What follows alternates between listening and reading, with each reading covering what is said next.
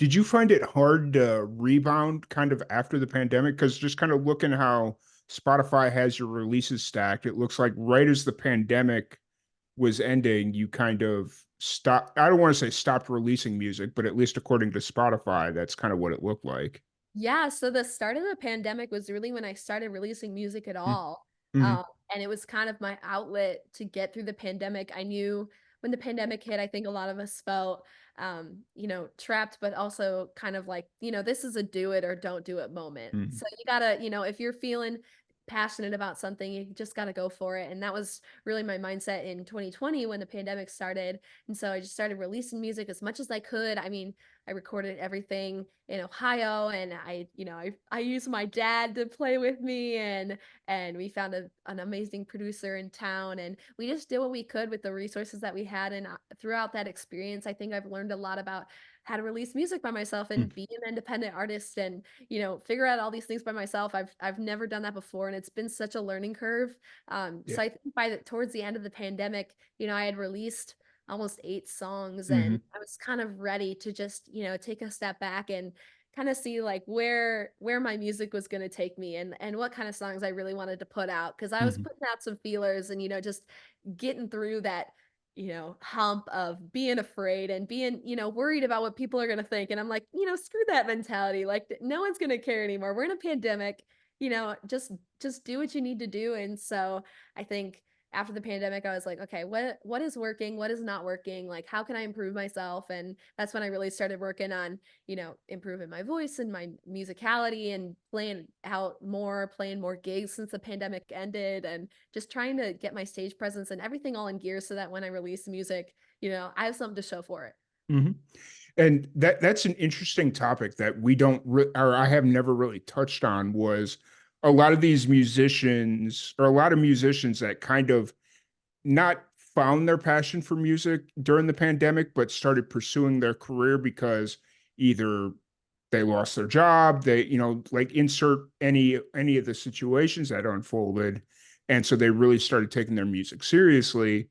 But then you get into a point where now the world's back open and you got to balance your job. Like eventually, if you end up getting a job, you got to balance that with the music, with now you're back into a more traditional society of how music is consumed and Yes, distributed.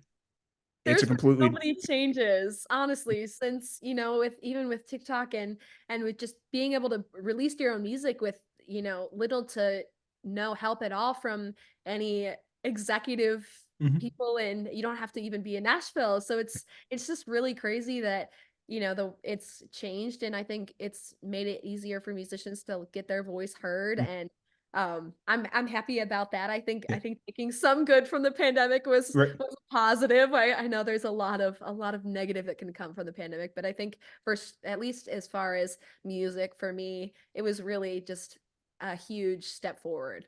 Mhm. Yeah, for sure, for sure. It's one of those weird things with all the negatives that happened. It's like there was some positive, like personally, if you look deep down inside, there was definitely some positive things that came out of it, which is really cool. So, Uh, and you'd kind of mentioned you'd taken that opportunity to kind of figure out what kind of musician you wanted to be, what kind of music you wanted to release, and start just kind of figuring out who you were as an artist. who, who were you from, like, let's say from like the end of the pandemic as you're kind of being reintroduced into the world as a musician now? Were you at that point going through another transformation, or at that point did you kind of know who you wanted to be as a musician?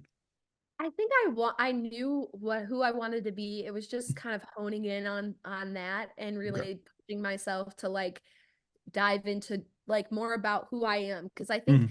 when I was starting to release music, I was just trying to see, what people would even like. I mean, but prior to releasing music, I really hadn't shared any of my originals with anyone, and barely done any rounds or anything. I hadn't even, tried to show the world my songwriting at all. So I was very not confident with my songwriting starting off in the pandemic. And Yeah. I think after the pandemic, I realized that, you know, I can do this, and who I am as an artist is something special and something that I should really hone in on, and I don't have to try to be someone else. I don't have to try to be another artist. Like, just being myself is enough and is Yeah. really cool. And I think just the blend of genres and blend of artistic elements and my background and everything about an artist can make them so unique. And I think just realizing that about myself, and realizing, like, you're your own worst critic, Yeah. and your own fan, so you need to just be proud of who you are, and keep pushing on. So that was really, like, I think it was more of a mental switch than it was Mm. like a genre switch, Yeah. because I've always really been country. I've had some rock and blues elements just from growing up in the heart of rock and roll, and Yeah. having that kind of influence. And obviously the pop world is so huge, so you can't not have that influence. But I think just really mentally, I was just shifting so much after the pandemic, and just really focusing on, like, who I wanted to be as an artist. Mhm. For sure, for sure. Was there a specific moment that you had that mental switch that you mentioned?